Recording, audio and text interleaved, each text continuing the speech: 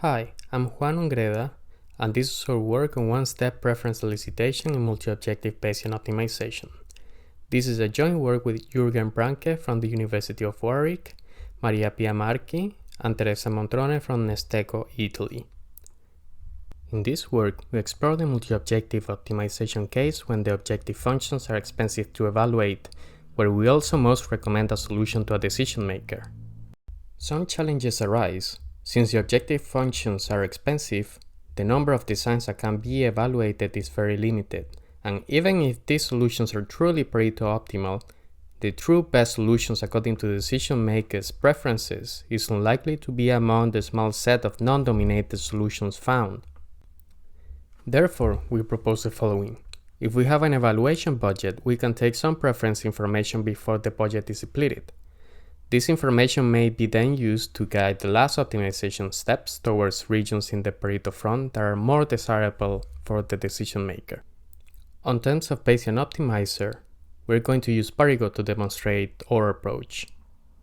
Let's give some more details. We start by choosing some initial design points and we fit an independent Gaussian process for each objective.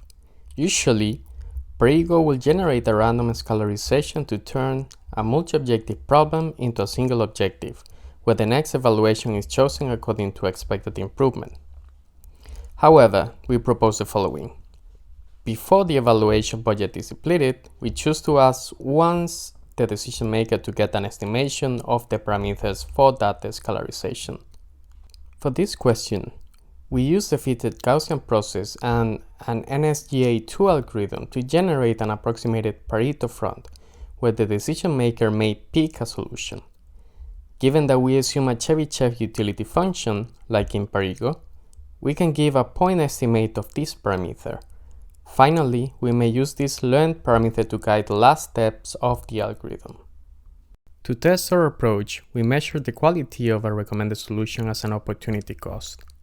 We can take the difference between the utility of the true best solution and the one that we recommend to the decision maker. We test our approach in two synthetic experiments with two objective functions. In the first row, we compute the opportunity cost for 100 iterations.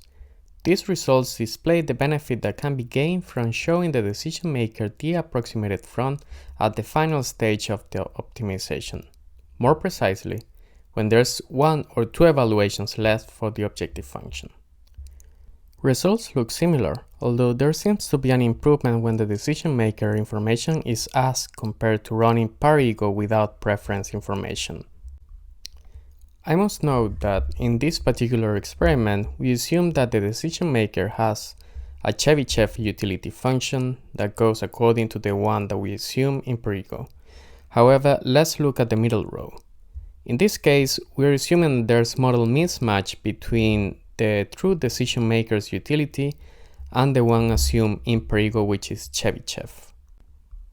So in contrast with the previous results, we show that there's a reduced benefit from asking the decision maker one step before the end of the run. Now, let's see the last plots, the last row of results. In this case, we're exploring the benefit of asking the decision maker at different stages of the optimization run. Particularly, we show the final opportunity cost after 100 iterations where low values means that the decision maker is asked more towards the end of the optimization.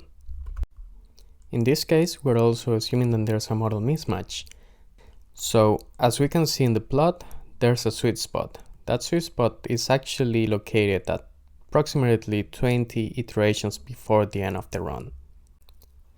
So from this study we may conclude that the surrogate models generated by Bayesian optimization can be used to show an approximated continuous front.